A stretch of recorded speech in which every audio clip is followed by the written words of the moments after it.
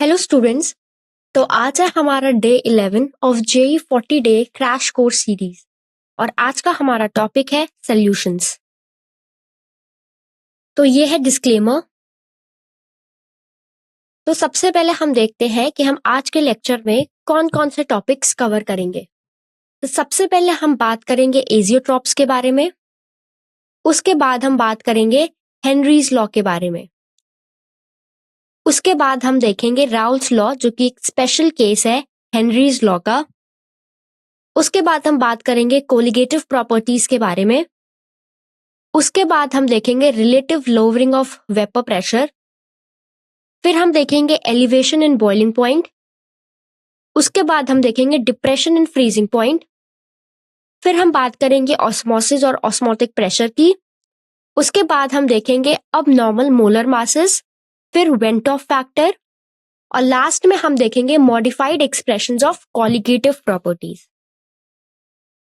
तो स्टार्ट करते हैं हम आज के लेक्चर से, जिसमें सबसे पहला टॉपिक है हमारा एजियोट्रॉप्स।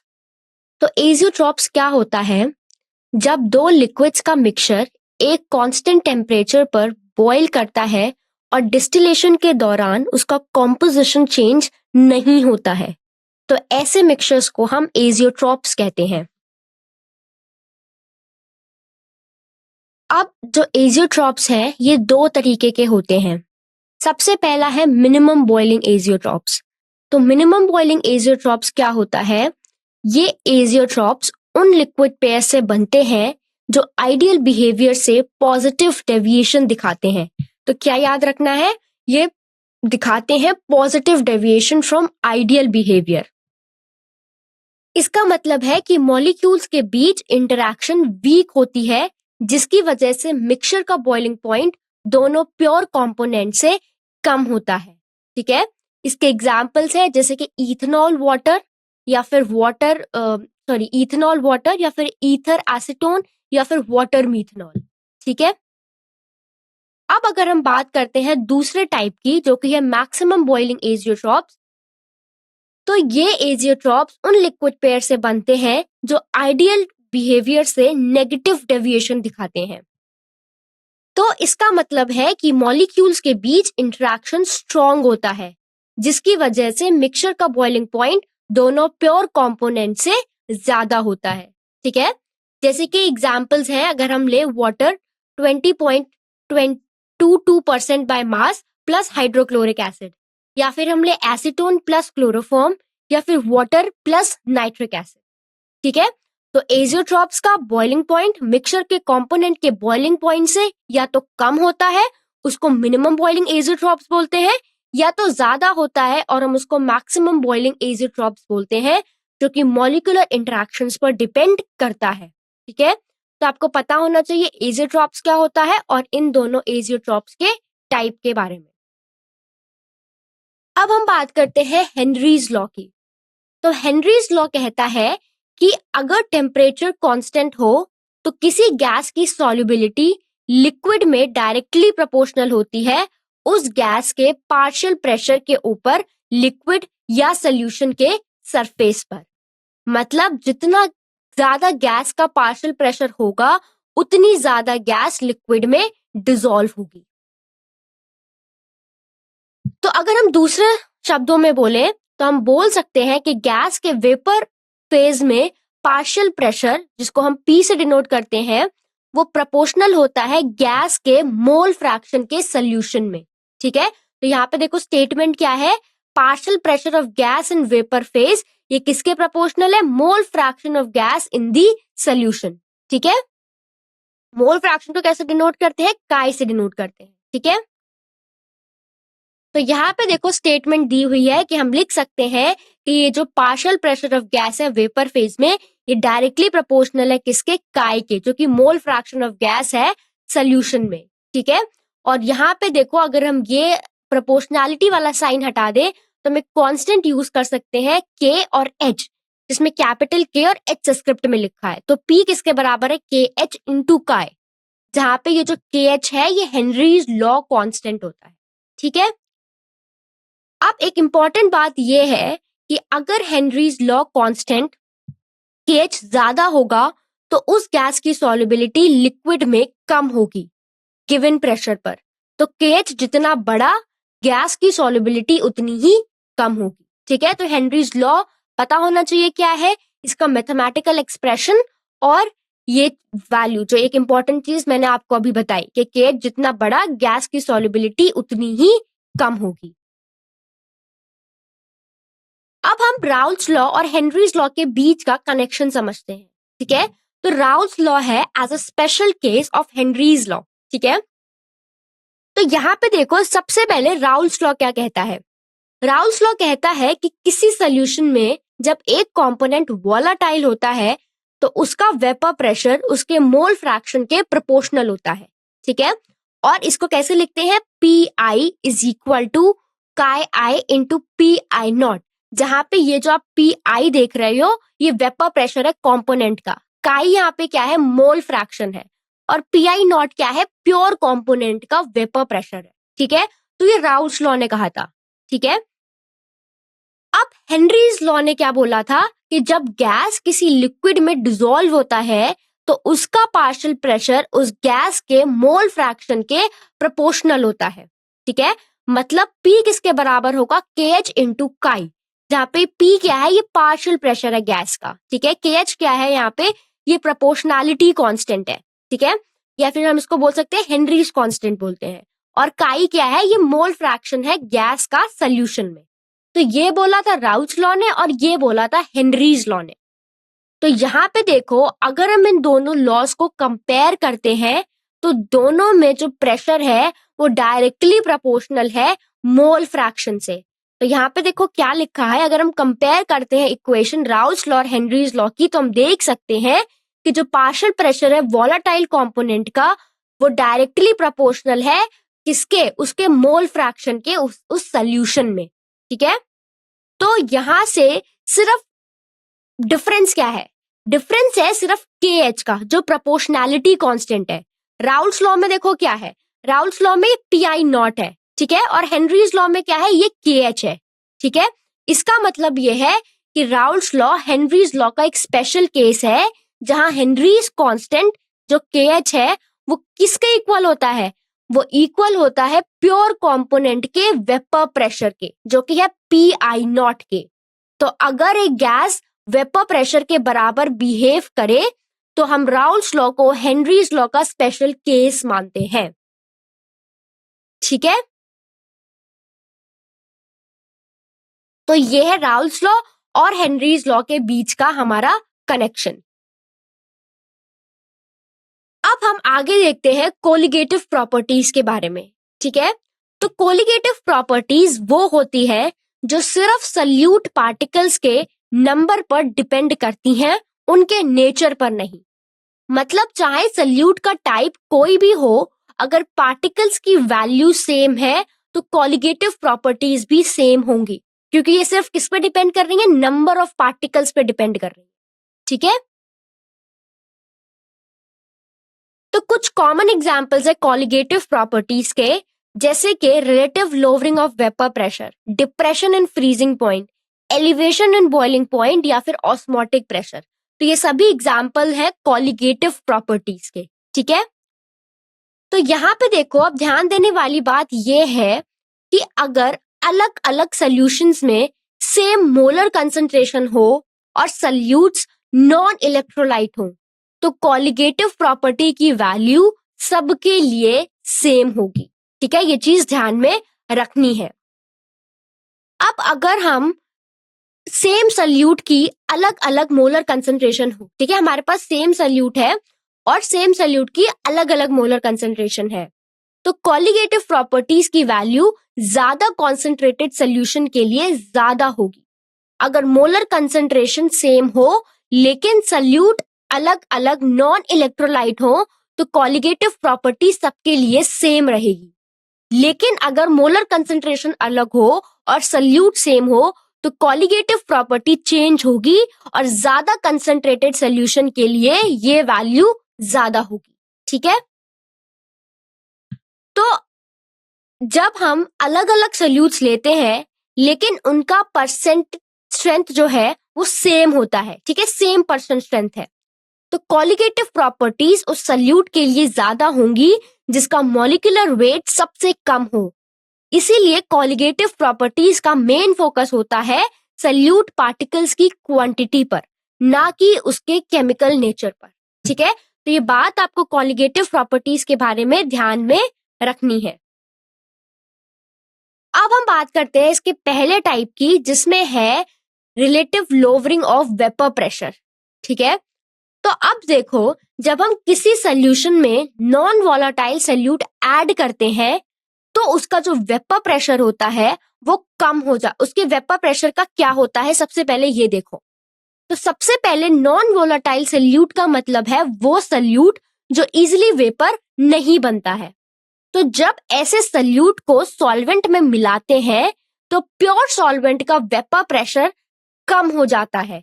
इसको हम relative lowering of vapour pressure कहते हैं। ठीक है, आई होप आपको ये टर्म समझ आई होगी। अब इसका फॉर्मूला क्या है? फॉर्मूला है यहाँ पे P not minus P upon P not. ये किसके बराबर है? मोल फ्रैक्शन ऑफ सॉल्यूट के। या फिर हम लिख सकते हैं P not minus P upon P not is equal to moles of B upon moles of A. ठीक है, तो यहाँ पे देखो पी नॉट है प्योर सॉल्वेंट का वेपर प्रेशर, पी है सॉल्यूशन का वेपर प्रेशर, और काई क्या है? सॉल्यूट का मोल फ्रैक्शन है ये। ठीक है, और अगर हम यहाँ पे देखें तो ये P not minus P upon P not ये रिलेटिव लोअरिंग है वेपर प्रेशर की। ठीक है, एनबी क्या है? मोल्स है सॉल्यूट के, और एनए क्या है? मोल्स है सॉल्वेंट के। ठीक है,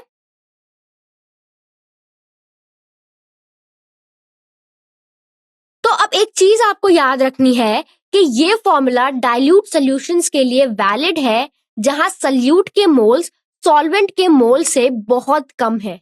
मतलब जो एनबी है वो बहुत छोटा है एनए से। एनबी क्या है? सॉल्यूट के मोल्स, एनए क्या है? सॉल्वेंट के मोल्स। ठीक है, इसका मतलब ये है कि जितने ज्यादा सॉल्यूट पार्टिकल्स ऐड करेंगे उतना ज्यादा वेपर प्रेशर जो है वो कम होगा, क्योंकि सॉल्यूट पार्टिकल्स सॉल्वेंट के मॉलिक्यूल्स को वेपर बनने से रोक देते हैं। ठीक है, तो ये चीज आपको इसमें ध्यान में रखनी है। अब मॉलिक्यूलर मास को relative lowering of vapour pressure से कैसे डिटरमाइन करते हैं, अब हम ये देखते हैं। तो फॉर्मूले से समझते हैं कि क्या रिलेशनशिप होता है मॉलिक्यूलर मास और relative lowering of vapour pressure के बीच में। तो देखो ये जो फॉर्मूला है ये क्या है? M B is equal to W B into M A upon W A into P not minus P upon P nought. ठीक है, तो ये रिलेशनशिप है मॉलिक्यूलर मास और relative lowering of vapour pressure के बीच। ये जो फॉर्मूलेज मैं आपको बता रही हूँ ये डायरेक्टली क्वेश्चन में अप्लाई करके आप आंसर सॉल्व कर सकते हो। अब इन टर्म्स को समझो कि यहाँ पे ये क्या है। जो डब्ल्यू ए और डब्ल्यू बी है ये मास है सल्यूट का और सॉल्वेंट का। तो डब्ल्यू बी हमारे पास सल्यूट का मास है और डब्ल्यू ए हमारे पास क्या है? सॉल्वेंट का मास है। ठीक है, और जो एम ए और जो एम बी है ये मॉलिक्यूलर वेट है सल्यूट और सॉल्वेंट का। तो एम बी सल्यूट का मॉलिक्यूलर मास है और एम ए क्या है? सॉल्वेंट का मॉलिक्यूलर वेट है। ठीक है, और P not minus P upon P not ये relative lowering of vapour pressure है। तो इस फॉर्मूले की हेल्प से हम सल्यूट का मॉलिक्यूलर मास निकाल सकते हैं जब हमें मास और वेपर प्रेशर पता हो। ठीक है, एमबी क्या है? सल्यूट का मॉलिक्यूलर वेट। ठीक है, तो ये चीज आपको ध्यान में रखनी है कि आप ये जो फॉर्मूला जो है वो डायरेक्टली आप अप्लाई कर सकते हो। ठीक है, अब देखते हैं आगे। अब जब किसी सोल्यूशन में एक नॉन वोलेटाइल सोल्यूट डालते हैं तो उस सोल्यूशन का वेपर प्रेशर कम हो जाता है। ठीक है, क्यों? क्योंकि सोल्यूट मॉलिक्यूल्स सॉल्वेंट के सरफेस पर आके उनका जो इवेपोरेशन प्रोसेस है वो उसको रोक देते हैं। अब जब वेपर प्रेशर कम हो जाता है तो सोल्यूशन का बॉइलिंग पॉइंट प्योर सॉल्वेंट के बॉइलिंग पॉइंट से ज्यादा हो जाता है। मतलब सोल्यूशन ज्यादा टेम्परेचर पर उबलता है और डिफरेंस को हम कम बॉइलिंग पॉइंट एलिवेशन कहते हैं। ठीक है, जिससे हम डेल्टा टी बी से डिनोट करते हैं। तो ये डेल्टा टी बी कैलकुलेट करने के लिए हम एक फॉर्मूले का यूज करते हैं। ठीक है। वो फॉर्मूला क्या है, delta TB is equal to KB into molality. तो यहाँ पे टीबी का मतलब है बॉइलिंग पॉइंट का डिफरेंस, यानी सोल्यूशन का boiling point minus pure solvent का बॉइलिंग पॉइंट। तो यहाँ पे देखो डेल्टा टीबी किसके बराबर है, टीबी, जो कि क्या है, सोल्यूशन का बॉइलिंग पॉइंट है, और टीबी नॉट क्या है, ये प्योर सॉल्वेंट का बॉइलिंग पॉइंट है। ठीक है, तो आगे देखो यहाँ पे टीबी क्या है, टीबी है सोल्यूशन का बॉइलिंग पॉइंट, टीबी नॉट क्या है, ये बॉइलिंग पॉइंट है प्योर सॉल्वेंट का। ठीक है, अब यहाँ पे केबी क्या है, केबी को हम इबिलियोस्कोपिक कांस्टेंट या मोलर एलिवेशन कांस्टेंट कहते हैं। ठीक है, ये जो कांस्टेंट है ये सिर्फ सॉल्वेंट पर डिपेंड करता है, और इसका फॉर्मूला क्या होता है, केबी किसके बराबर है, MAR T nought B whole square upon 1000 into delta H vaporisation. ठीक है, अब यहाँ पे अगर देखो तो R क्या है, गैस कांस्टेंट है। ठीक है, TB नॉट क्या है, ये प्योर सॉल्वेंट का बॉइलिंग पॉइंट है। ठीक है, और डेल्टा H क्या है, ये सॉल्वेंट का लेटेंट हीट ऑफ वेपराइजेशन है। ठीक है, और केबी जैसा कि मैंने बताया था कि ये मोलर एलिवेशन कांस्टेंट है। तो जब हम सोल्यूशन बनाते हैं तो उसका बॉइलिंग पॉइंट प्योर सॉल्वेंट के कंपैरिजन में बढ़ जाता है, और ये इंक्रीज मोलैलिटी और केबी पर डिपेंड करता है। ठीक है, तो ये फॉर्मूला होता है केबी निकालने का। ठीक है, आगे अब हम बात करते हैं कि कैसे हम बॉइलिंग पॉइंट एलिवेशन के जरिए किसी सल्यूट का मॉलिक्यूलर मास या मोलर मास निकाल सकते हैं। तो यहाँ पे देखो, जब हम किसी सॉल्वेंट में कोई सल्यूट डिसॉल्व करते हैं तो सॉल्वेंट का बॉइलिंग पॉइंट बढ़ जाता है। ठीक है, इस फिनोमिनन को हम बॉइलिंग पॉइंट एलिवेशन कहते हैं। अब इस बॉइलिंग पॉइंट एलिवेशन का इस्तेमाल करके हम सल्यूट का मॉलिक्यूलर मास निकाल सकते हैं। कैसे? तो फॉर्मूला देखो क्या है, Mb is equal to KB into WB into 1000 upon delta TB into WA।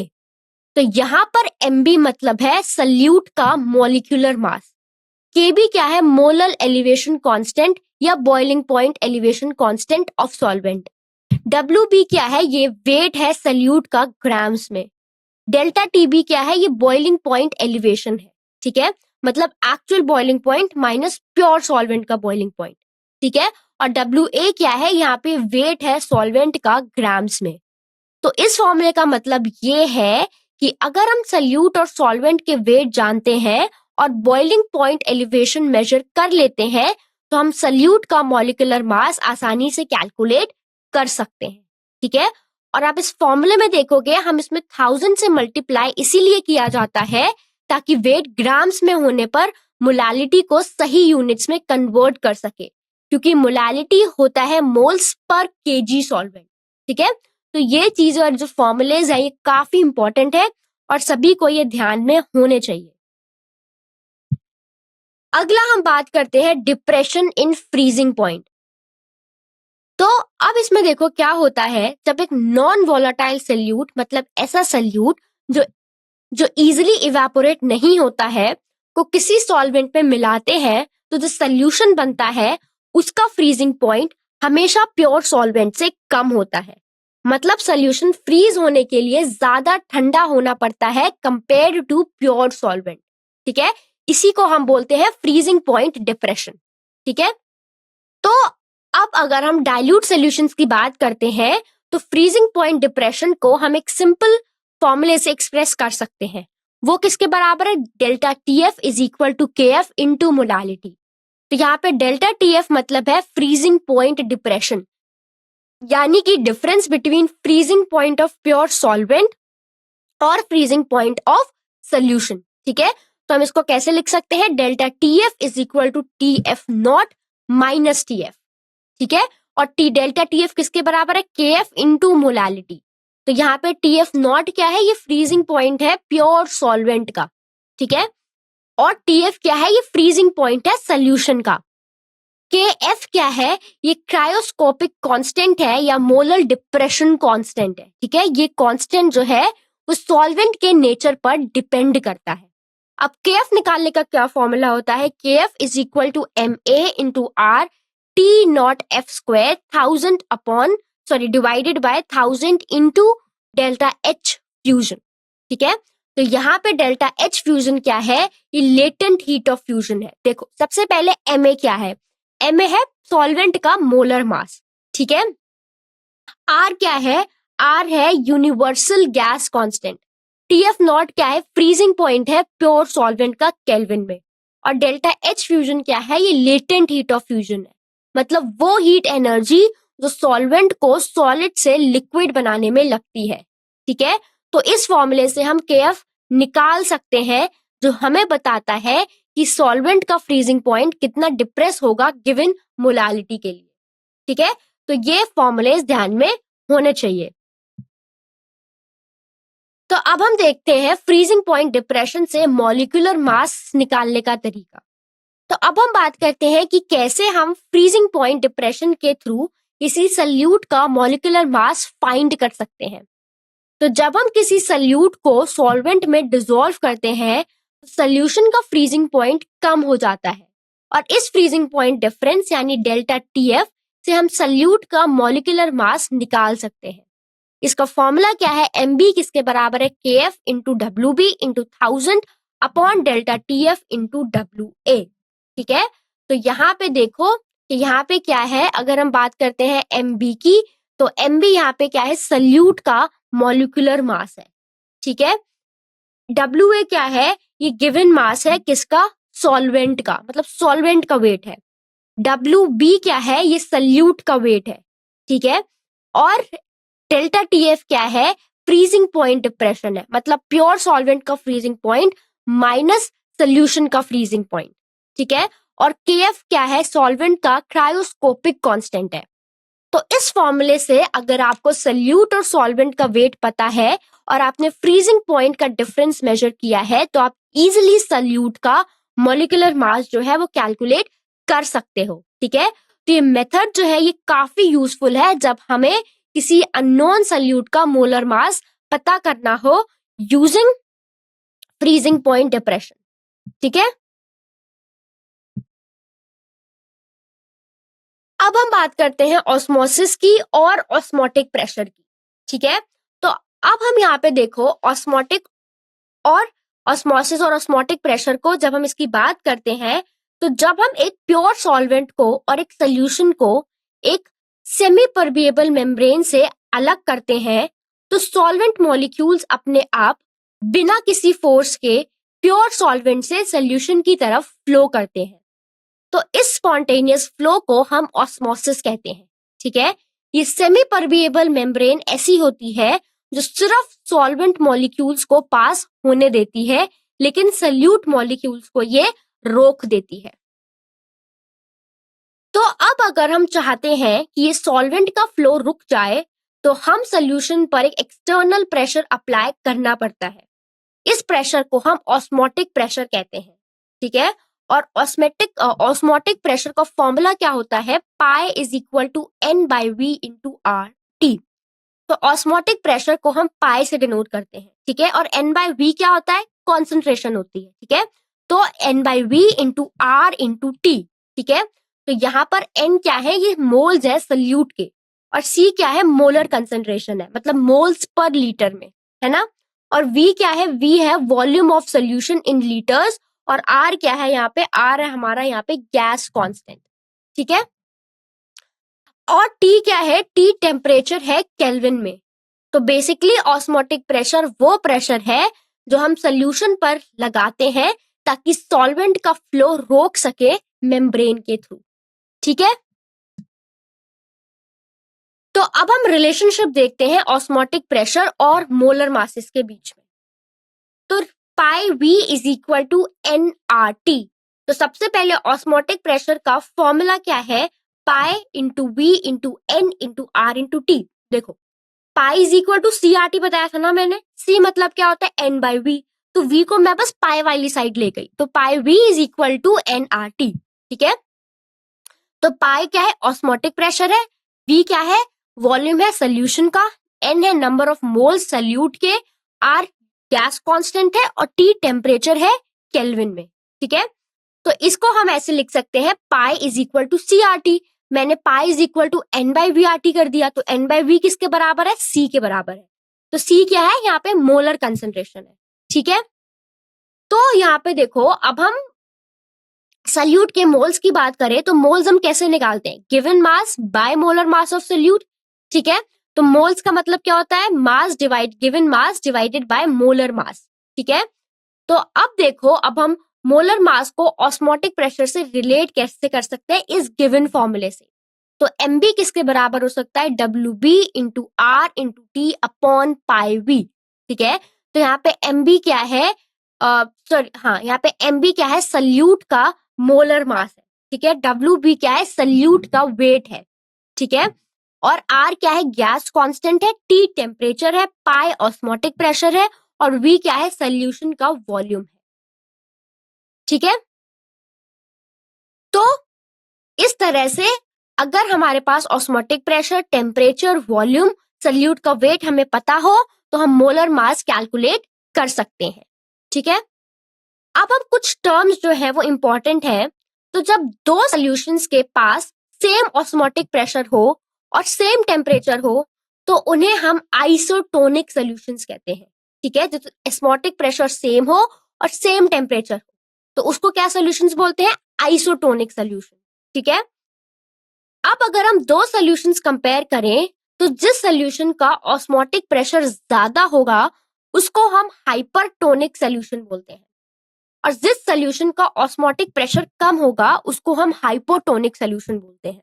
तो आपको आइसोटोनिक, हाइपरटोनिक, हाइपोटोनिक ये टर्म्स क्लियरली पता होनी चाहिए, ठीक है।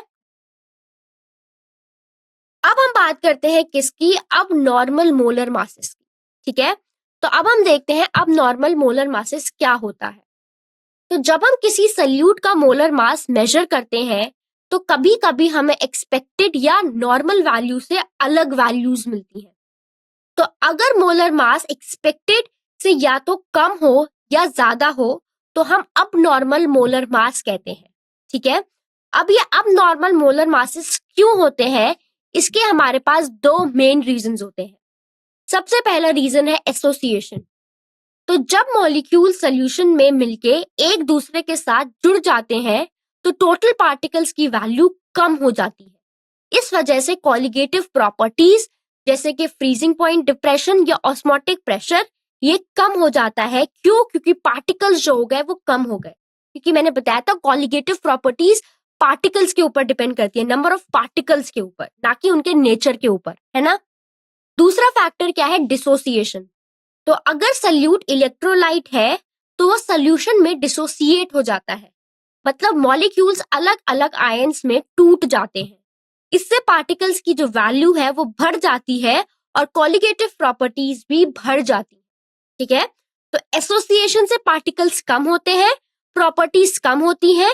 डिसोसिएशन से पार्टिकल्स ज्यादा होते हैं और जो प्रॉपर्टीज है वो भी ज्यादा होती हैं, ठीक है। अब हम बात करते हैं वेंट हॉफ फैक्टर की, और वेंट ऑफ फैक्टर को हम स्मॉल आई से डिनोट करते हैं, ठीक है। तो वेंट ऑफ फैक्टर अगर हम देखें तो 1880 में वेंट हॉफ ने एक फैक्टर इंट्रोड्यूस किया था, तो इसीलिए ये इनके नाम से जाना जाता है जिसको हम वेंट हॉफ फैक्टर बोलते हैं। और सिंबल क्या है? स्मॉल आई से डिनोट करते हैं, ठीक है। ये फैक्टर हमें बताता है कि सल्यूट सॉल्यूशन में कितना डिसोसिएट या एसोसिएट हो रहा है, यानी मॉलिक्यूल्स कितने पार्टिकल्स में टूट रहे हैं या फिर जुड़ रहे हैं। तो वेंट ऑफ फैक्टर जो है, जो आई है, उसकी कुछ डिफिनेशंस है। तो सबसे पहले देखो आई किसके बराबर है? Number of particles after dissociation या association upon number of particles before dissociation या एसोसिएशन। तो ये बताता है कि जब मॉलिक्यूल्स एसोसिएट या डिसोसिएट करते हैं तो पार्टिकल्स की वैल्यू कितनी बढ़ती है या कितनी कम होती है। दूसरा क्या है, हम आई को और कैसे बता सकते हैं? नॉर्मल मॉलिक्यूलर मास अपॉन अब नॉर्मल मॉलिक्यूलर मास। तो रेशियो हमें हेल्प करता है अब नॉर्मल मोलर मास को समझने में, ठीक है। और नेक्स्ट क्या है, आई किसके बराबर है? अब नॉर्मल जो ऑब्जर्व्ड वैल्यू है कॉलिगेटिव प्रॉपर्टी की अपॉन नॉर्मल जो कैलकुलेटेड वैल्यू है कॉलिगेटिव प्रॉपर्टी। तो ये हमें बताता है कि ऑब्जर्व्ड कॉलिगेटिव प्रॉपर्टी कितनी डिफरेंट है कैलकुलेटेड वैल्यू से, जिसे हम एसोसिएशन या डिसोसिएशन का अंदाजा जो है वो लगा सकते हैं। ठीक है, तो वेंट ऑफ फैक्टर बेसिकली हमें ये बताता है कि सल्यूट सोल्यूशन में अपनी एक्सपेक्टेड फॉर्म में है या नहीं, और किस एक्सटेंट तक वो डिसोसिएट या एसोसिएट हुआ है। ठीक है, अब अगर हम बात करें वेंट ऑफ फैक्टर की सिग्निफिकेंस के बारे में, तो वेंट ऑफ फैक्टर हमें क्वांटिटेटिवली बताता है कि किसी सल्यूट का कितना एसोसिएशन या डिसोसिएशन हो रहा है सॉल्यूशन में। तो अगर सल्यूट डिसोसिएट हो रहा है तो वेंट ऑफ फैक्टर की वैल्यू 1 से बड़ी होती है, मतलब I इज ग्रेटर देन 1। और अगर सल्यूट एसोसिएट हो रहा है तो वेंट ऑफ फैक्टर की वैल्यू 1 से छोटी होती है, मतलब I इज स्मॉलर देन 1।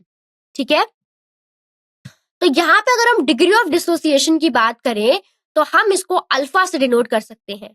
जिसका फॉर्मूला क्या होता है, alpha is equal to I-1 upon N-1। ठीक है, यहाँ पे N क्या है, ये नंबर ऑफ पार्टिकल्स है डिसोसिएशन के बाद। और अगर हम बात करें यहाँ पे डिग्री ऑफ एसोसिएशन की, तो वहीं डिग्री ऑफ एसोसिएशन का जो फॉर्मूला है वो थोड़ा अलग होता है। तो यहाँ पे अल्फा किसके बराबर है, I-1 अपॉन 1 अपॉन N-1। ठीक है, और यहाँ पे N क्या है, ये नंबर ऑफ पार्टिकल्स है एसोसिएशन के बाद। तो इन दोनों फॉर्मूले, ये जो दो फॉर्मूलेस है, ये हमें हेल्प करते हैं मेजर करने में कि सल्यूट कितना डिसोसिएट या एसोसिएट हुआ। ठीक है, तो ये फॉर्मूले सभी को ध्यान में होने चाहिए। अब हम कॉलिगेटिव प्रॉपर्टीज में वेंट ऑफ फैक्टर को देखें, तो जो डिसोसिएशन या एसोसिएशन की वजह से पार्टिकल्स के एक्चुअल नंबर को बताता है। ठीक है, तो सबसे पहले हम यहाँ पे देखेंगे relative lowering of vapour pressure. तो इसका फॉर्मूला किसके बराबर होता है, P nought minus P upon P nought is equal to I into NB upon NB plus NA। तो यहाँ NB सल्यूट के मोल्स है और NB plus NA total moles है, जिसे हम N बोल सकते हैं। ठीक है, अगर सल्यूट डिसोसिएट करता है तो पार्टिकल्स का नंबर बढ़ जाता है, इसीलिए हम I फैक्टर जो है वो आगे लगाते हैं। ठीक है, अब अगला है बॉइलिंग पॉइंट एलिवेशन। तो डेल्टा टीबी इसके बराबर है I इंटू के बी इंटू स्मॉल m, जो कि क्या है, मोलैलिटी है। स्मॉल m क्या होता है, मोलैलिटी होता है। ठीक है, और अगर हम डिप्रेशन इन फ्रीजिंग पॉइंट की बात करें तो डेल्टा टीएफ किसके बराबर है, I इंटू के एफ इंटू स्मॉल m, जहां के F freezing point depression constant है। ये भी मोलैलिटी और वेंट ऑफ फैक्टर पे डिपेंड करता है। और अगर हम लास्ट में बात करें ऑस्मोटिक प्रेशर की, तो ऑस्मोटिक प्रेशर के लिए फॉर्मूला है pi is equal to i into C into R into T. C क्या है, कॉन्सेंट्रेशन है, आर क्या है, गैस कांस्टेंट है, और टी क्या है, टेम्परेचर है। ठीक है, तो वेंट ऑफ फैक्टर यहाँ भी पार्टिकल्स के एक्चुअल नंबर को कंसिडर करता है। तो वेंट ऑफ फैक्टर से हम रियल सॉल्यूशंस के कॉलिगेटिव प्रॉपर्टीज को एक्यूरेटली समझ पाते हैं, क्योंकि ये हेल्प करता है डिसोसिएशन या एसोसिएशन के इफेक्ट्स को इंक्लूड करने में। ठीक है, तो स्टूडेंट्स अब हम कुछ प्रैक्टिस क्वेश्चन सॉल्व करते हैं 9 से लेके 16 तक। ठीक है, तो अभी जो फॉर्मूलेज हमने सीखे, जो कॉन्सेप्ट्स हमने सीखे, वो हम इन क्वेश्चंस पे अप्लाई करते हैं। तो चलते हैं पहले क्वेश्चन की तरफ। तो यहाँ पे देखो क्या है, 100 डिग्री सेल्सियस पर बेंजीन और टोलीन का वेपर प्रेशर 1375 टॉर और 558 टॉर हमें दिया गया है। ठीक है, तो मान लो कि ये दोनों मिलके एक आइडियल बाइनरी सॉल्यूशन बनाते हैं, तो हमें mole fraction of benzene vapour phase में 100 डिग्री सेल्सियस पर कैलकुलेट करना है। हमें क्या निकालना है, बेंजीन का मोल फ्रैक्शन वेपर फेज में। ठीक है, 100 डिग्री सेल्सियस पर ये हमें कैलकुलेट करना है at 1 atm and 100 degree Celsius. तो ऑप्शंस गिवन है हमारे पास 0.27 सॉरी 0.247, 0.753, 0.447 या 0.553। ठीक है, तो आपको बताना है इसका सही आंसर क्या होगा। तो इस केस में देखो, बेंजीन का मोल फ्रैक्शन वेपर फेज में दिया गया है 1 atm। तो आपको ध्यान रखना है कि ये मोल फ्रैक्शन बेंजीन का वेपर फेज में दिया है, सॉल्यूशन में नहीं। ठीक है, तो बताओ इसका सही आंसर क्या होगा। तो देखो, अगर मैं इंपॉर्टेंट क्लू की बात करूं तो आपको क्या याद रखना है कि ये वेपर फेज की बात हो रही है, यानी वेपर फेज में मोल फ्रैक्शन निकालना है, सोल्यूशन में नहीं। ठीक है, तो अगर आप ये याद रखते हो और फॉर्मूला अकॉर्डिंगली यूज करोगे जो कि वेपर प्रेशर के मोल फ्रैक्शन के लिए है, तो इजीली आप इस क्वेश्चन को सॉल्व कर सकते हो।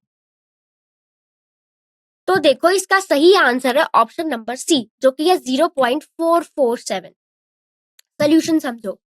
सबसे पहले हमने क्या लेट करा, हमने Chi1 को माना मोल फ्रैक्शन बेंजीन का सोल्यूशन में।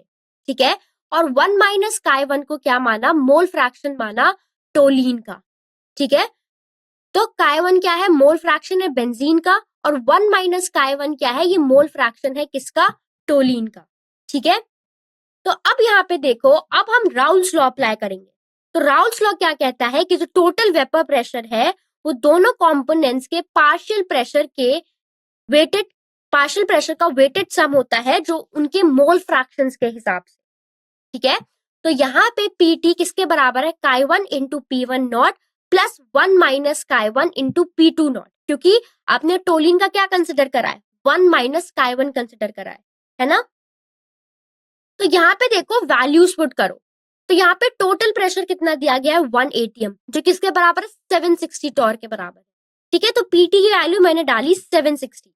प्योर बेंजीन का जो वेपर प्रेशर है वो कितना दिया है क्वेश्चन में, 1375 टॉर, और टोलिन का कितना दिया गया है, 558 टॉर। तो जब इस इक्वेशन में वैल्यू पुट करोगे तो 760 is equal to Chi1, P1 nought की वैल्यू हमने डाल दी 1375 plus 1 minus Chi1, P2 nought की वैल्यू हमने डाल दी 558। ठीक है, तो यहां से अगर हम देखें तो Chi1 किसके बराबर होगा, 760 माइनस 558 अपॉन 1375 माइनस 550। इसको सॉल्व करोगे तो Chi1 की वैल्यू आएगी 0.47 टॉर। अब वेपर फेज में बेंजीन के मोल फ्रैक्शन Y1 निकालते हैं। तो अब हम क्या निकालेंगे, बेंजीन का मोल फ्रैक्शन वेपर फेज में 1 एटमॉस्फेरिक प्रेशर पर 1 atm पर, तो वो किसके बराबर होगा, Y1 किसके बराबर होगा, Chi1 into P1 not upon P। ठीक है, तो यहाँ पे देखो वैल्यू सब्स्टिट्यूट करो, Chi1 की वैल्यू आपने निकाली क्वेश्चन में। ठीक है, कितनी आ रही है, 0.247। P1 नॉट हमें क्वेश्चन में दिया गया है वेपर प्रेशर किसका, बेंजीन का, हमें दे रखा है 1375 अपॉन, अगर हम टोटल प्रेशर की बात करें तो वो किसके बराबर है, 760 टॉर के बराबर। इसको सॉल्व करोगे तो जो मोल फ्रैक्शन है बेंजीन का वेपर फेज में वो कितना आएगा, 0.447। ठीक है, तो यही हमें कैलकुलेट करना था। ठीक है, अब चलते हैं हम अपने अगले सवाल पे। नेक्स्ट क्वेश्चन में क्या दिया है कि एक एक्वस सोल्यूशन है जिसमें 2% weight by weight non volatile solute है। जब सॉल्वेंट का बॉइलिंग पॉइंट होता है तब सोल्यूशन का वेपर प्रेशर दिया गया है। ठीक है, कितना दिया गया है, वेपर प्रेशर दिया गया है 1.004 बार। ठीक है, तो हमें सोल्यूट का मॉलिक्यूलर मास निकालना है। ठीक है, तो जब हम बॉइलिंग पॉइंट पर सॉल्वेंट का वेपर प्रेशर देखते हैं तो हम राउल्स लॉ का यूज कर सकते हैं, जिसमें सोल्यूशन का वेपर प्रेशर सोल्यूट के मोल फ्रैक्शन के अकॉर्डिंग कम होता है। ठीक है, तो हम वेट परसेंटेज से मोल फ्रैक्शन निकालेंगे और उसके बेसिस पर मॉलिक्यूलर मास का कैलकुलेशन करेंगे। ठीक है, तो क्वेश्चन में हमें यह समझना है कि 2% सोल्यूट होने पर सोल्यूशन का वेपर प्रेशर थोड़ा चेंज हो गया है। अब ऑप्शंस देखो क्या दिए गए हैं, पहला है 0.3655, दूसरा है 36.55, थर्ड है 41.37 और डी है 40.16। तो बताओ इसका सही आंसर क्या होगा। इसका सही आंसर होगा ऑप्शन नंबर सी, 41.37। तो यहाँ पे सोल्यूशन देखो, सबसे पहले दिया गया है वेपर प्रेशर का बॉइलिंग पॉइंट। ठीक है, तो वेपर प्रेशर का बॉइलिंग पॉइंट पी नॉट जो 1.013 है, जो अप्रोक्सीमेटली किसके बराबर है, 1 atm के बराबर। ठीक है, नेक्स्ट देखो सोल्यूशन में सॉल्वेंट का वेट कितना है। अगर हम बात करें सोल्यूशन में सॉल्वेंट का वेट किसके बराबर होगा, 100 ग्राम्स जो टोटल है में से सोल्यूट का माइनस कर दो। सोल्यूट का कितना है, 2%, तो सॉल्वेंट का वेट कितना आ जाएगा, 98 ग्राम। ठीक है, हमने टोटल में से सोल्यूट का माइनस करा तो हमारे पास सॉल्वेंट का वेट आ गया। अब राउल्ट्स लॉ के अकॉर्डिंग हम ये कैलकुलेट कर सकते हैं, ठीक है। ये फॉर्मूला अभी हमने पढ़ा था, P not minus P one upon P nought किसके बराबर होता है, मोल फ्रैक्शन के बराबर होता है, ठीक है, काई 2 के बराबर होता है। और मोल फ्रैक्शन किसके बराबर होता है, मोल्स के बराबर होता है, ठीक है। तो यहाँ पे देखो हम उसकी जगह क्या पुट कर सकते हैं, तो P not minus P one upon P nought किसके बराबर है, W solute upon M solute into M solvent upon W solvent, ठीक है। तो एम क्या है, मास है, सॉरी डब्ल्यू क्या है, वो मास है, और एम क्या है, मॉलिक्यूलर वेट है। तो वैल्यूज पुट करो, पी नॉट की वैल्यू देखो हमने निकाली 1 atm, जो जो किसके बराबर होती है 1.013 बार के। तो पी नॉट की वैल्यू पुट करी, ठीक है। पी की वैल्यू भी क्वेश्चन में दी गई है 1.004, तो पी नॉट अब minus P one upon P not की वैल्यू फिर से पुट करी। तो अब अगर हम सल्यूट का मास देखेंगे तो कितना है, 2 है, ठीक है, अपॉन उसका एम सल्यूट का मॉलिक्यूलर मास हमें नहीं पता। उसके बाद सॉल्वेंट का देखेंगे कितना होगा, सॉल्वेंट का अगर हम मास देखेंगे तो वो सॉरी मॉलिक्यूलर मास देखेंगे तो वो कितना होगा 18, ठीक है। अपॉन में अगर हम उसका वेट देखेंगे सॉल्वेंट का तो वो कितना सॉल्वेंट का मास देखेंगे तो वो कितना होगा 98 होगा, ठीक है। तो 2 into 18 upon M solute into 98, ठीक है। तो यहाँ पे देखो फिर आप इससे कैलकुलेट कर सकते हो, इस गिवन इक्वेशन को इक्वेट करके जो हमारा एम सल्यूट आएगा वो कितना आएगा 41.37 ग्राम पर मोल, ठीक है। तो यही है हमारा फाइनल आंसर। तो सल्यूट का मोलर मास कितना है 41.37 ग्राम पर मोल, ठीक है। चलते हैं अगले सवाल की तरफ। अगले क्वेश्चन में हमारे पास बेंजीन, प्योर बेंजीन का वेपर प्रेशर 119 टॉर है और प्योर टोल्यूइन का वेपर प्रेशर 37 टॉर है सेम टेम्परेचर पर। अब एक सोल्यूशन बना है जिसमें बेंजीन और टोलीन जो है वो मिक्स है और उस सोल्यूशन में टोलीन का मोल फ्रैक्शन 0.50 है। तो हमें फाइंड करना है कि वेपर फेज में टोलीन का मोल फ्रैक्शन क्या होगा जब वेपर और सोल्यूशन इक्विलिब्रियम में है, ठीक है। इसका मतलब है कि वेपर फेज में टोलीन का मोल फ्रैक्शन क्या होगा जब वो सोल्यूशन के साथ बैलेंस में है। ऑप्शंस देखो, पहला है 0.137, दूसरा है 0.237, तीसरा है 0.435 और चौथा है 0.205। तो जेई मेंस 2013 में पूछा गया क्वेश्चन है, ठीक है। तो बताओ इसका सही आंसर क्या होगा। जब आप इस क्वेश्चन को सॉल्व करोगे इसका सही आंसर आएगा ऑप्शन नंबर बी 0.237। तो सबसे पहले राउल्ट्स लॉ के हिसाब से अगर हम देखें तो राउल्ट्स लॉ के हिसाब से अगर हम आइडियल सोल्यूशन के लिए बात करें तो जो पी टोटल है वो किसके बराबर होता है, तो यहाँ पे देखो पी नॉट बी, ठीक है, into chi B plus P nought T into chi T. तो यहाँ पे बी क्या डिनोट कर रहा है, बेंजीन का, और टी क्या डिनोट कर रहा है, टोलीन का, ठीक है। तो यहाँ पे देखो वैल्यूज पुट करेंगे अगर हम, तो यहाँ पी नॉट बी है प्योर बेंजीन का वेपर प्रेशर और काई बी है सोल्यूशन में बेंजीन का मोल फ्रैक्शन, ठीक है। तो हमें यहाँ पे मोल फ्रैक्शन ऑफ टोलीन गिवन है 0.5, तो मोल फ्रैक्शन ऑफ बेंजीन क्या होगा, काई हमें पता था कि काई अगर सपोज काई ए और काई बी है तो काई ए प्लस काई बी 1 के बराबर होता है। तो मैंने बताया था किसी एक का भी मोल फ्रैक्शन पता है तो दूसरे का इस वाले गिवन फॉर्मूले से निकाल सकते हो, ठीक है। तो हमें यहाँ पे मोल फ्रैक्शन टोल्यूइन का दिया है 0.5, तो बेंजीन का कितना हो जाएगा, काई बी किसके बराबर होगा 1 माइनस 0.5, तो ये भी कितना आएगा 0.5। अब वैल्यू सब्स्टिट्यूट करो, तो पी टोटल किसके बराबर है, पी नॉट बी की वैल्यू 119, ठीक है, हमें दे रखा है प्योर बेंजीन का वेपर प्रेशर 119 इंटू उसके मोल फ्रैक्शन 0.5 प्लस हमें दे रखा है वेपर प्रेशर प्योर टोलिन का 37 इंटू उस काइटी की वैल्यू हमने पुट करी 0.5। तो यहाँ से हमारा जो पी टोटल आया वो कितना आया 78 टॉर आ गया, ठीक है। तो यहाँ पे देखो अब वेपर फेज में टोल्यूइन के मोल फ्रैक्शन निकालते हैं जो होता है partial pressure of टोलीन divided by total pressure, ठीक है। तो अगर हमें मोल फ्रैक्शन निकालने हैं टोल्यूइन के तो हम क्या करेंगे P nought T into chi T upon P total. तो पी नॉट टी की वैल्यू अगर हम देखें इंटू काई टी की वैल्यू अगर आप पुट करोगे तो कितना आएगा 37 इंटू 0.5, तो कितना आएगा 18.5 अपॉन पी टोटल अभी हमने कैलकुलेट करा 78 टॉर। तो इसको सॉल्व करने पे काई टी की वैल्यू कितनी आएगी 0.237, ठीक है। तो यही है हमारा फाइनल आंसर। तो वेपर फेज में टोल्यूइन का मोल फ्रैक्शन 0.237 होगा। ठीक है, अब चलते हैं अगले सवाल पर। तो नेक्स्ट क्वेश्चन में हेप्टेन और ऑक्टेन को मिक्स करने पर वो एक आइडियल सोल्यूशन बनाते हैं 373 केल्विन टेम्परेचर पर।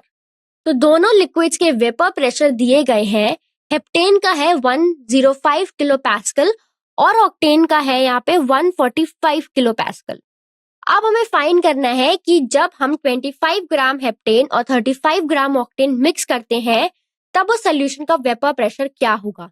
ठीक है, तो हमें और क्या दिया गया है, हमें हेप्टेन का मोलर मास दिया है 100 ग्राम पर मोल और ऑक्टेन का भी दिया गया है 114 ग्राम पर मोल। ठीक है, ऑप्शंस देखो क्या दिए गए हैं। सबसे पहला ऑप्शन है 72 किलो पैस्कल, नेक्स्ट है 36 किलो पैस्कल, फिर है 96 किलो पैस्कल और डी है 144.5 किलो पैस्कल।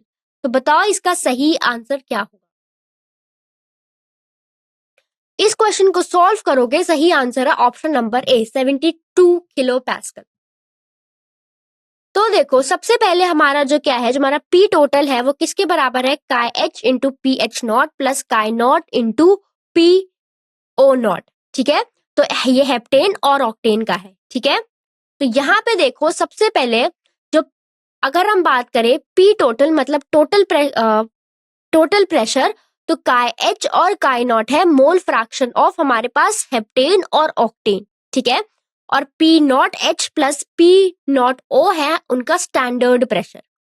तो अब सबसे पहले हम क्या करेंगे, हम मोल फ्रैक्शन निकालेंगे किसके, यहाँ पे हेप्टेन के।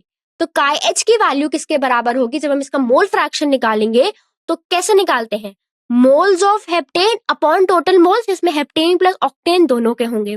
मोल्स कैसे निकालते हैं, गिवन मास बाय में मोलर मास। ठीक है, तो यहाँ पे देखो आपको हेप्टेन का मास दिया है 25 ग्राम, 25 अपॉन गिवन मास बाय में मोलर मास आपको कितना दिया, हेप्टेन का 100 डिवाइडेड बाय टोटल मोल्स। तो हेप्टेन के 25/100 और ऑक्टेन के कितने होंगे 35 आपको उसका मास दिया है और मोलर मास कितना दिया है 140। तो इससे आपने मोल फ्रैक्शन निकाल लिया, किसका निकाल लिया, हेप्टेन का, जो कि है 0.45। अब अगर आपको हेप्टेन का पता लग गया तो आप क्या ऑक्टेन का निकाल सकते हो, बिल्कुल, क्योंकि chi H plus chi nought is equal to 1। तो काई नॉट किसके बराबर हो जाएगा 1 माइनस काई एच, और काई एच की वैल्यू हमने निकाल ली है 0.45। तो यहाँ पे काई नॉट किसके बराबर हो जाएगा 0.55। तो हमारे पास मोल फ्रैक्शन हेप्टेन का भी है और ऑक्टेन का भी है। ठीक है, तो पी टोटल में वैल्यूज पुट करो। काई एच की वैल्यू हमने निकाली 0.45 इंटू आपको यहाँ पे दे रखा है वेपर प्रेशर, आपको दे रखा है प्योर लिक्विड्स का। सबसे पहले देखो हेप्टेन का कितना है 105, वो वैल्यू पुट करी, प्लस यहाँ पे हमने निकाल लिया मोल फ्रैक्शन ऑक्टेन का 0.55 इंटू पी नॉट ओ की वैल्यू पुट करो जो क्वेश्चन में दी गई है 45। तो यहाँ से पी टोटल कैलकुलेट हो गया कितना 72 किलो पैस्कल। तो ये है हमारा फाइनल आंसर। ठीक है, चलते हैं अगले सवाल पर। ये क्वेश्चन है AIEEE 2009 में पूछा गया है। तो एक बाइनरी लिक्विड सोल्यूशन बनाया गया है एन हेप्टेन और इथेनॉल को मिक्स करके। तो अब हमें बताना है कि सोल्यूशन का बिहेवियर कैसा होगा। ठीक है, पहला ऑप्शन है ये सोल्यूशन आइडियल सोल्यूशन होगा, दूसरा ऑप्शन ये है कि ये सोल्यूशन नॉन आइडियल होगा और राउल्स लॉ से पॉजिटिव डेविएशन दिखाएगा, तीसरा ये है कि ये सोल्यूशन नॉन आइडियल होगा और राउल्स लॉ से नेगेटिव डेविएशन दिखाएगा, और चौथा ये है कि एन हेप्टेन जो है वो पॉजिटिव डेविएशन दिखाएगा और इथेनॉल जो है वो नेगेटिव डेविएशन दिखाएगा फ्रॉम राउल्स लॉ। तो बताओ इसका सही आंसर क्या होगा। सही आंसर है इसका बी। ठीक है, कि जो सोल्यूशन है वो नॉन आइडियल होगा और पॉजिटिव डेविएशन दिखाएगा राउल्स लॉ से। तो सबसे पहले देखो कि जो एन हेप्टेन है और जो इथेनॉल का मिक्सचर है वो नॉन आइडियल सोल्यूशन बनाता है। ठीक है, तो यहाँ पे देखो इसका रीजन ये है कि एन हेप्टेन और इथेनॉल के मॉलिक्यूल्स के बीच जो इंटरैक्शन है वो बहुत वीक होता है, मतलब ये मॉलिक्यूल्स एक दूसरे के साथ अच्छे से रिएक्ट नहीं करते हैं। वैसे वही इथेनॉल के मॉलिक्यूल्स या एन हेप्टेन के मॉलिक्यूल्स के जो बीच का इंटरैक्शन होता है वो रिलेटिवली हेप्टेन और इथेनॉल से स्ट्रॉन्गर होता है। ठीक है, तो इस वजह से क्या होगा, जब ये दोनों मिक्स होते हैं तो जो सोल्यूशन है वो राउल्स लॉ से पॉजिटिव डेविएशन दिखाता है। पॉजिटिव डेविएशन का मतलब है कि सोल्यूशन का वेपर प्रेशर आइडियल से ज्यादा होता है, क्योंकि मॉलिक्यूल्स एक दूसरे को इतना अट्रैक्ट नहीं करते हैं। ठीक है, तो ओवरऑल आंसर यही है कि ये सोल्यूशन नॉन आइडियल है और ये पॉजिटिव डेविएशन शो करता है राउल्स लॉ से। ठीक है, चलते हैं अगले सवाल की तरफ। नेक्स्ट क्वेश्चन में अगर दो लिक्विड्स ए और बी के मिनिमम बॉइलिंग आइसोट्रॉप बनाते हैं किसी स्पेसिफिक कॉम्पोजिशन पर, तो इसका मतलब क्या है?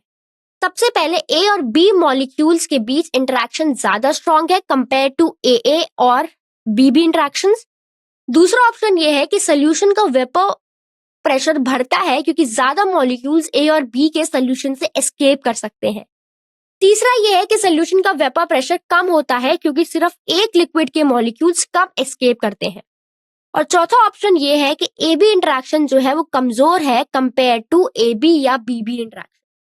ठीक है, तो बताना है इसमें से सही आंसर क्या होगा। तो यहाँ पे देखो सही आंसर है option number D. A B interaction है वो वीकर होते हैं दोज देन ए बी और बी बी इंटरेक्शन। ठीक है, तो सबसे पहले देखो कि जब दो लिक्विड्स ए और बी मिनिमम बॉइलिंग एजियोट्रॉप्स बनाते हैं तो इसका मतलब होता है कि उनके बीच के इंटरेक्शंस यानी A B interactions pure components के अंदर होने वाले इंटरेक्शन से वीक होते हैं। मतलब ए बी मॉलिक्यूल्स एक दूसरे को इतना स्ट्रांगली अट्रैक्ट नहीं करते जितना ए या बी बी मॉलिक्यूल्स करते हैं। ठीक है, तो इस वजह से जब ये दोनों लिक्विड्स मिक्स होते हैं तो सोल्यूशन का वेपर प्रेशर जो है वो बढ़ जाता है। वेपर प्रेशर बढ़ने की वजह से मिक्सचर का बॉइलिंग पॉइंट दोनों प्योर लिक्विड्स के बॉइलिंग पॉइंट से कम हो जाता है। इसीलिए मिनिमम बॉइलिंग एजियोट्रॉप्स का मतलब है ए बी इंटरेक्शन जो है वो वीक है, जिससे सोल्यूशन का जो बॉइलिंग पॉइंट है वो मिनिमम हो जाता है। ठीक है, तो चलते हैं अगले सवाल पे। नेक्स्ट क्वेश्चन में क्या दिया गया है कि एक अननोन कंपाउंड है जो पानी के साथ मिक्स नहीं होता है यानी इमिसिबल है। इस कंपाउंड को स्टीम डिस्टिलेशन किया गया है 98 डिग्री सेल्सियस पर। इस टेम्परेचर पर टोटल प्रेशर जो P है वो 737 टॉर है और पानी का वेपर प्रेशर जो P0 है वो 707 टॉर है। जो डिस्टिलेट में मिला उसमें 75% वेट वाटर का है। अब हमें अननोन कंपाउंड का मॉलिक्यूलर वेट निकालना है। ऑप्शंस देखो, पहला ऑप्शन है 318.15 ग्राम पर मोल, दूसरा ऑप्शन है 300 ग्राम पर मोल, तीसरा ऑप्शन है 306.76 ग्राम पर मोल या डी होगा नन ऑफ दी। तो बताओ इसमें से मॉलिक्यूलर वेट क्या होगा अननोन कंपाउंड का। तो यहाँ पे भी आप डायरेक्ट फॉर्मूला लगा के इस क्वेश्चन को सॉल्व कर सकते हो। इसका सही आंसर है ऑप्शन नंबर ए जो कि है 318.15 ग्राम पर मोल। तो सबसे पहले क्योंकि अननोन कंपाउंड पानी के साथ मिक्स नहीं होता है मतलब वो इमिसिबल है, तो उसका वेपर प्रेशर डायरेक्टली उसके मोल्स के प्रोपोर्शनल होता है। ठीक है, तो यहां से देखो हमारे पास क्वेश्चन में टोटल प्रेशर दिया है 373 टॉर और पानी का वेपर प्रेशर P0H2O भी हमें दिया गया है 707 टॉर। ठीक है, तो अब हम अगर बात करें अननोन कंपाउंड का वेपर प्रेशर कितना होगा P टोटल में से P0H2O माइनस कर दो तो 737 माइनस 707 तो 30 टॉर जो है वो हमारा अननोन कंपाउंड का वेपर प्रेशर है। ठीक है, तो यहां से देखो हम लिख सकते हैं P0 unknown upon P0 water is equal to N unknown upon NH2O। ठीक है, तो यहां से देखो P0 unknown upon P0 water, हम पहले अननोन के मोल्स निकालेंगे और फिर H2O के मोल्स। तो कैसे फॉर्मूला पुट करेंगे W unknown upon WH2O into MH2O into W unknown into MH2O upon WH2O into M unknown. ठीक है, तो यहां से देखो P0 अननोन की वैल्यू हमने निकाल ली 30, P0 वाटर हमारे पास कितना है 707। ठीक है, W अननोन हमारे पास कितना है 75 है। ठीक है, और जो मास है वाटर का, जो मॉलिक्यूलर वेट है वाटर का वो कितना है 16 ऑक्सीजन का और 2 हाइड्रोजन का तो 18। जो WH2O है वो कितना है हमारे पास 100 है। ठीक है, और जो M अननोन है जो मॉलिक्यूलर वेट है वो हमें पता लगाना है। ठीक है, तो यहाँ पे जब M अननोन कैलकुलेट करोगे तो वैल्यू कितनी आएगी 318.15 ग्राम पर मोल। तो अननोन कंपाउंड का जो मॉलिक्यूलर वेट है वो कितना होगा 318.15 ग्राम पर मोल। ठीक है। अब चलते हैं हमारे लास्ट क्वेश्चन की तरफ, ठीक है। तो यहाँ पे देखो क्वेश्चन में क्या बोला जा रहा है कि एक एक्वा सोल्यूशन में जो नॉन वोलेटाइल सोल्यूट कंटेन करता है उसका relative lowering of vapour pressure 0.0125 दिया है। तो आपको सोल्यूशन की मोलालिटी निकालनी। ऑप्शंस देखो, सबसे पहला ऑप्शन दिया गया है 0.69 m, नेक्स्ट ऑप्शन है 0.50 m, नेक्स्ट ऑप्शन है 0.80 m और लास्ट ऑप्शन है 0.40 m, ठीक है। तो इस प्रॉब्लम में relative lowering of vapour pressure का फॉर्मूला यूज करके हम मोलालिटी को कैलकुलेट करेंगे। तो इसका सही आंसर है ऑप्शन नंबर ए 0.69 m। तो यहाँ पे देखो relative lowering of vapour pressure का क्या फॉर्मूला है, P nought minus P1 upon P nought is equal to Chi2 is equal to small m into M1 upon 1000 plus small m into M1। तो यहाँ पे Chi2 क्या है, ये mole fraction है सल्यूट का, ठीक है। स्मॉल m क्या है, मोलालिटी है, और कैपिटल M1 क्या है, सॉल्वेंट का मॉलिक्यूलर वेट, ठीक है। अब हमने यहाँ पे बात करी थी कि डाइल्यूट सॉल्यूशंस के लिए हम एज्यूम करते हैं कि जो स्मॉल m इंटू M1 है वो बहुत छोटा है 1000 से, तो इसीलिए हम इस फॉर्मूले को सिंप्लीफाई करते हैं। तो हम इसको कैसे लिख सकते हैं, P nought minus P1 upon P not किसके बराबर है, small m into capital M upon 1000, ठीक है। अब बस वैल्यूज पुट करनी है, ठीक है। तो यहाँ पे देखो जो रिलेटिव लोअरिंग है वेपर प्रेशर की वो क्वेश्चन में हमें गिवन है 0.0125, स्मॉल m जो है मोलालिटी हमें निकालनी है, जो कैपिटल M है वो हमें पता है 18, ठीक है। वाटर का मॉलिक्यूलर वेट कितना है 18 अपॉन 1000, ठीक है। तो जब इस गिवन इक्वेशन को सॉल्व करोगे तो जो मोलालिटी आएगी वो कितनी आएगी हमारे पास 0.69 m। तो इस क्वेश्चन का सही आंसर है ऑप्शन नंबर ए 0.69 m, ठीक है। तो thank you so much students, I hope जो क्वेश्चंस और कॉन्सेप्ट्स हमने कवर करे सभी को समझ आए होंगे। Thank you for your attention.